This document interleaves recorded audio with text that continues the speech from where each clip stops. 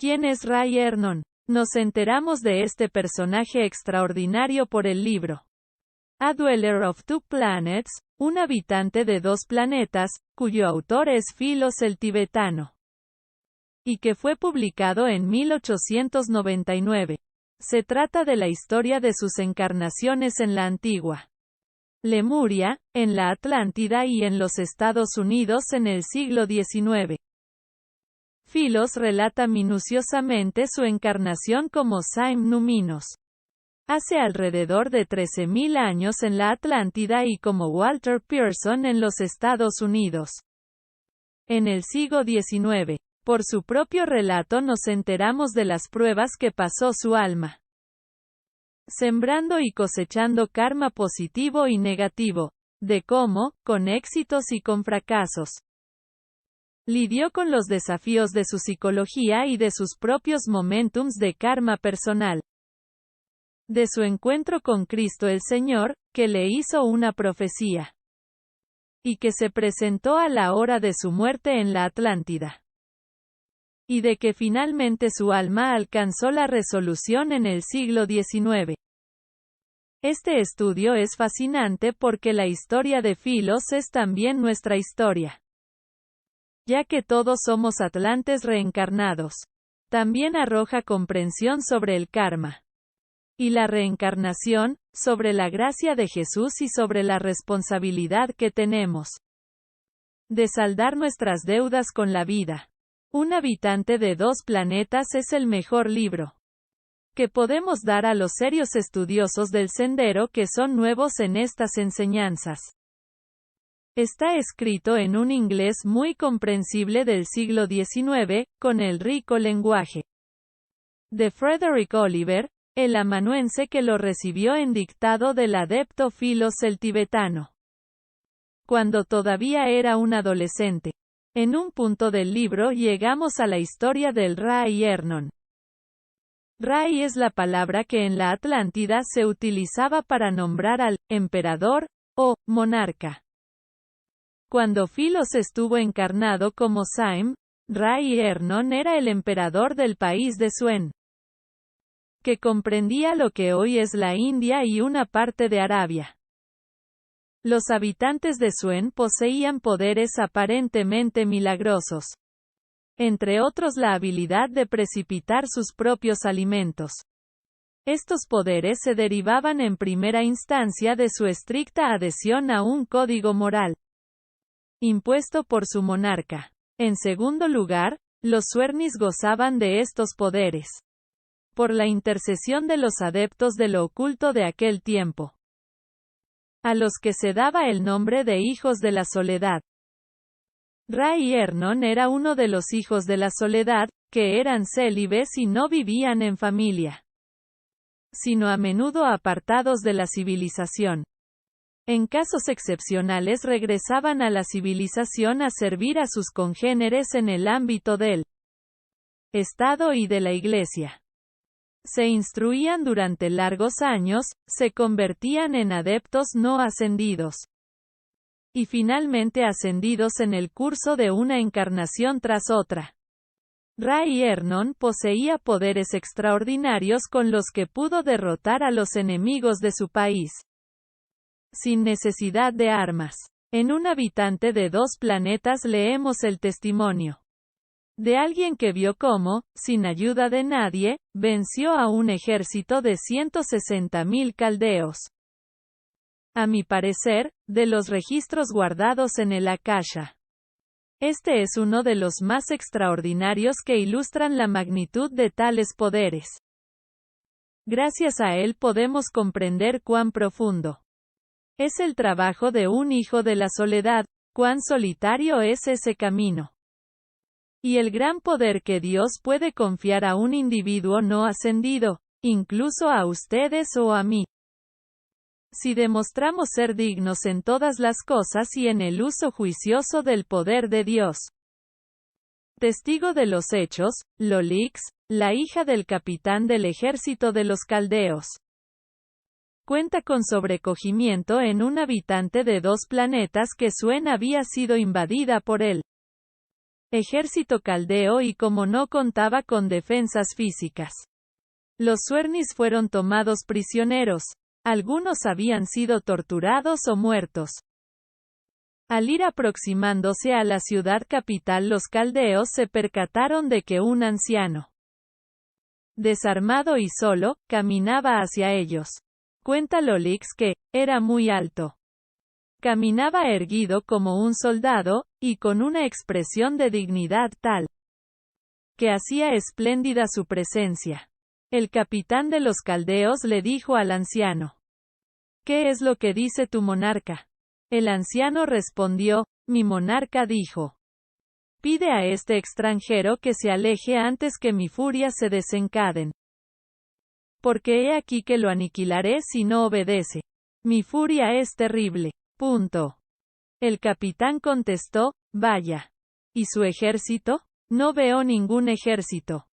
Capitán, dijo el anciano emisario, en un tono bajo y con profunda seriedad. Más vale que partas. Yo soy el rey, y también su ejército. Abandona este país ahora mismo. Mientras más pronto, mejor. Retírate, te lo ruego. El capitán se negó a hacerlo.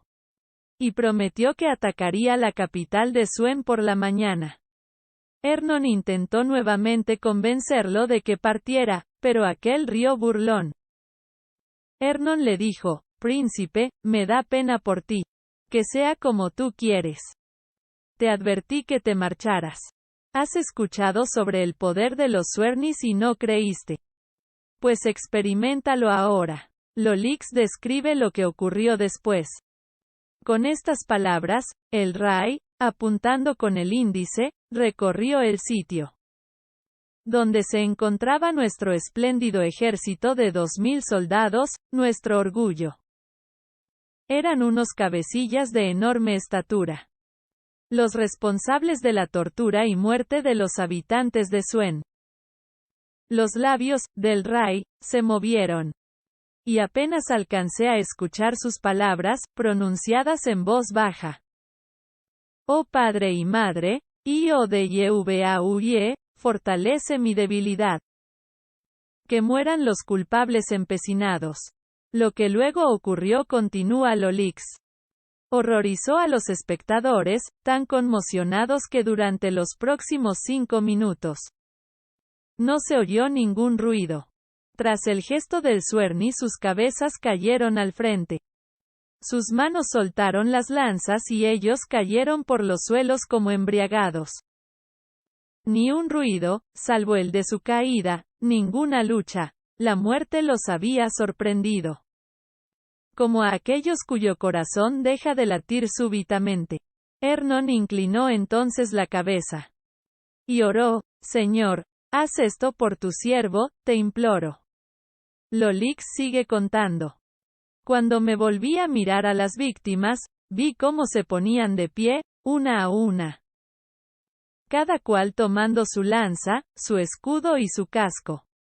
Y luego en cortas cuadrillas irregulares marcharon hacia nosotros, hacia donde yo estaba, oh Dios, y se dirigieron hacia el río. Y caminando se fueron hundiendo en él. Cuando pasaron junto a mí, vi que tenían los ojos semicerrados, con la mirada vidriosa de la muerte. El movimiento de sus miembros era mecánico, caminaban como si colgaran de cables. Y sus armaduras producían un horrendo sonido metálico seco. A medida que una a una las cuadrillas llegaban al río, se iban hundiendo. Hasta que el agua les cubría la cabeza, y desaparecían para siempre. Yendo a alimentar a los cocodrilos que ya bramaban y gruñían sobre sus presas. Río abajo del Gonia. El resto del ejército huyó aterrorizado. El capitán permaneció preso en Suen y Ernon envió a las mujeres caldeas a la Atlántida. Pese a los poderes que poseían, los Suernis no eran un pueblo feliz. Saim se dio cuenta de que no amaban a su monarca, el rey Ernon. Cuando Filos cuenta sobre su visita a Suen en su encarnación como Saim el Atlante, dice: Los Suernis eran un pueblo extraño. Los viejos no parecían sonreír nunca. Y no porque estuvieran concentrados en estudios ocultos, sino porque estaban llenos de ira. Detrás de cualquier manifestación parecía haber una perpetua expresión de enojo. Me pregunté a qué se debería esto. ¿Es consecuencia de las habilidades mágicas que poseen? Esta es la explicación que Ernon le dio. He procurado que los Suernis conozcan la ley. Que sean los amos y no las víctimas de las circunstancias. Pero como conocen unas cuantas cosas de magia, y en mayores hazañas son ayudados por los hijos de la soledad, que viven entre ellos. He aquí que se conforman con eso. Pero he aquí que se rebelan contra los castigos a su natural lascivia sin freno. Y me condenan violentamente porque exijo la exacta obediencia de la ley. E impongo penalidades por infringirla. Y condenan a los hijos de la soledad, mis hermanos, que me prestan asistencia. A esto se debe esa ira que tanto te perturbó al percatarte de ella. A tus ojos mi pueblo hace cosas extrañas, pero no saben por qué las hacen. Y producen sus actos milagrosos sin prestar atención a Jehová. En consecuencia, se han convertido en una manada de brujos, y no obran con magia blanca, que es benéfica, sino con magia negra, que es brujería. Esto les va a traer grandes desgracias. Habría querido enseñarles fe, esperanza, conocimiento y caridad, que constituyen una religión pura y sin tacha. Ernon continuó con dolor. Oh, Suernis, Suernis. He dado mi vida por vosotros. He luchado por llevaros a Spade, el Edén, para mostraros sus bellezas, y no quisisteis. He intentado poneros a la vanguardia de las naciones y hacer de vuestro nombre sinónimo de justicia, de misericordia, de amor a Dios, y cómo me habéis pagado. Quise ser un padre para vosotros, y me habéis maldecido en vuestro corazón. Más penetrante que una daga es la ingratitud. Os habría llevado a las alturas de la gloria, pero preferisteis revolcaros en la ignorancia. Como los cerdos, limitándoos a realizar lo que a otros les parecen maravillas pero ignorando sus consecuencias. Sois una raza infiel e ingrata. No creéis en I o de Yehubeauye y os contentáis con vivir con lo poco que sabéis. Sois perezosos para aprender y más desagradecidos para con Dios que para con vuestro rey. Ay, Suernis, Suernis, me habéis arrojado de vuestro lado, haciendo que mi corazón sangrara. Me voy, y de entre vosotros se irán también los hijos. Un puñado doliente de hombres desilusionados. Y ahí donde erais muchos seréis muy pocos. Seréis la burla de los hombres y presa para los caldeos. Os veréis mermados y tendréis que esperar hasta que los siglos, 90 siglos para ser precisos, se pierdan en la eternidad. Y en aquel día sufriréis hasta los tiempos de aquel al que llamaréis Moisés. Y de ellos se dirá, y son la simiente de Abraham. Y he aquí que, tal como ahora el Espíritu de Dios se encuentra en la tierra, inmanente en los hijos de la soledad, y hacéis escarnio de él. En un día remoto su Espíritu se manifestará y encarnará como el Cristo. De tal manera que el ser humano perfecto brillará con el Espíritu. Y se convertirá en el primero de los hijos de Dios. Pero tampoco en aquel tiempo lo conoceréis, sino que lo crucificaréis. Y vuestro castigo durará por los siglos hasta que ese Espíritu venga de nuevo en el corazón de aquellos que lo sigan, y os encontrará dispersos a los cuatro vientos. De esta manera seréis castigados. A partir de hoy y hasta aquel tiempo os ganaréis el pan con el sudor de vuestra frente. Dejaréis de poseer el poder de defensa de vuestro monarca, no sea que lo utilicéis para ofensa. Ya no os pondré restricciones. Pueblo mío, tan desagradecido. Os perdono, porque no sabéis cuánto os amo. Parto ahora, oh Suernis, oh Suernis, oh Suernis. Filos escribe. Con la última palabra la voz del noble gobernante se deshizo en un murmullo. Se cubrió el rostro con las manos, se sentó, sumergido en silencioso dolor. Salvo por un suspiro de dolor que emitió en una o dos ocasiones. Acto seguido, Ray Ernon murió. A la muerte de Ernon los Suernis perdieron sus poderes. Tal como él lo había pronosticado. Él había sido su gurú, y ellos fueron unos chelas malagradecidos. Habían tenido poderes solamente por su gracia y patrocinio. Ya no pudieron precipitar sus propios alimentos y para sobrevivir tuvieron que aprender a cultivar la tierra, a criar animales, a explotar las minas y a hilar. Instruidos por los habitantes de la Atlántida. Lo que los maestros ascendidos han revelado acerca de los Suernis es que originalmente fueron atlantes. He narrado su historia en la conferencia, La Era de Oro de Jesucristo en la Atlántida, que resumo brevemente a continuación. Las ovejas perdidas de la casa de Israel. Jesús fue el emperador de una era de oro en la Atlántida hace 35.000 años. Abdicó como monarca debido a que el 80% de sus habitantes lo exigieron, junto con el 20% que lo apoyaba. Jesús abandonó la Atlántida y se trasladaron a Suen. Eran cerca de 2 millones de personas. De ellas, 1 millón hicieron su ascensión desde la tierra de Suen. El otro millón siguió reencarnando. La mayoría se apartaron de la luz y perdieron su conexión con el santo ser crístico. Este último millón de personas siguió reencarnando en Suen y en la Atlántida.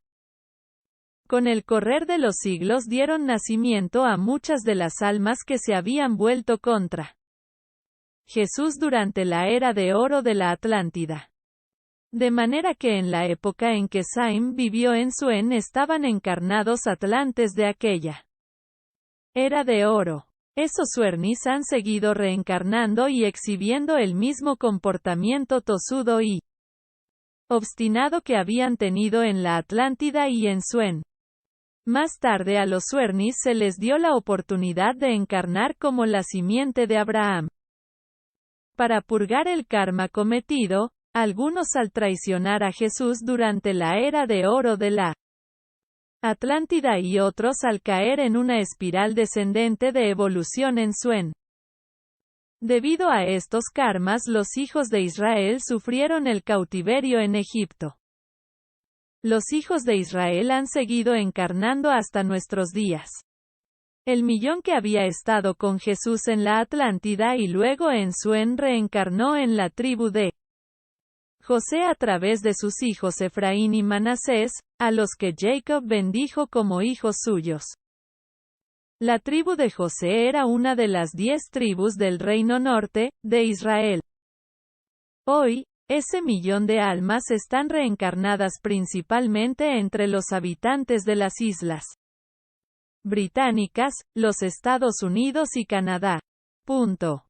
Los Suernis reencarnaron entre las restantes 9 tribus de las 10 del Reino del Norte. En Israel, y en las 2 tribus del Reino del Sur, en Judá.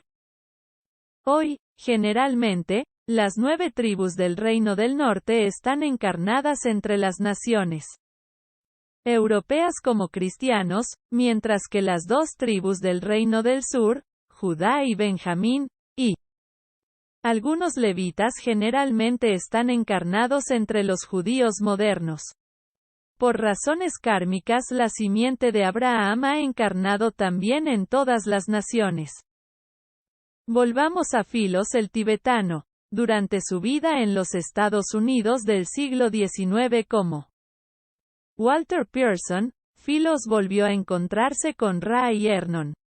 Cuando trabajaba en su mina de oro en California, Walter se hizo amigo de uno de sus empleados, un chino llamado Kwong, quien le revela que pertenece a una hermandad oculta y lo invita a la logia de dicha hermandad. Ahí Walter conoce a un maestro del planeta Venus llamado Mol Lang, quien lo lleva en su cuerpo sutil al planeta Venus. Mol Lang es Ra y Ernon. Durante su visita a Venus, Mol Lang lo instruye acerca del propósito de la vida, la ley del karma y la reencarnación, la naturaleza de la vida después de la muerte, las llamas gemelas y otras verdades eternas. Haciendo una descripción de Mol Lang, Philos escribe: poseía unos ojos profundos, enmarcados por abundantes cejas, y una cabeza parecida a la del filósofo Sócrates. Su cabello y barba blancos como la nieve y su erguida postura de soldado hacían que Mol me pareciera la personificación misma de la sabiduría oculta. Llevaba un turbante azul, con pintas color marrón, y una túnica gris larga, recogida en la cintura. Sus pies, de forma delicada y agradable, calzaba sandalias. Philos comenta que su fe en Mol Lang se la inspiraba, su suave dignidad y su amorosa gentileza, que se desprendían de sus ojos grises profundos y apacibles. La última vez que sabemos de Mol Lang en un habitante de dos planetas está consagrado al servicio a la humanidad. Escribe Philos. Mol Lang estaba dedicado a su labor predilecta: guiar, enseñar y ayudar a la humanidad, en conjunto e individualmente, a esa porción de nuestra raza que todavía se encontraba en la Tierra. Junto con otros grandes, Mol Lang influía en los asuntos de los hombres sin que ellos tuvieran conciencia de su intervención, esos hombres que proseguían con sus vidas y quehaceres en la Tierra convencidos de que son ellos mismos los autores de todo. Qué poco sabe la humanidad encarnada en la Tierra de los grandes adeptos que la guían. Esta es nuestra semblanza de Ra y Ernon.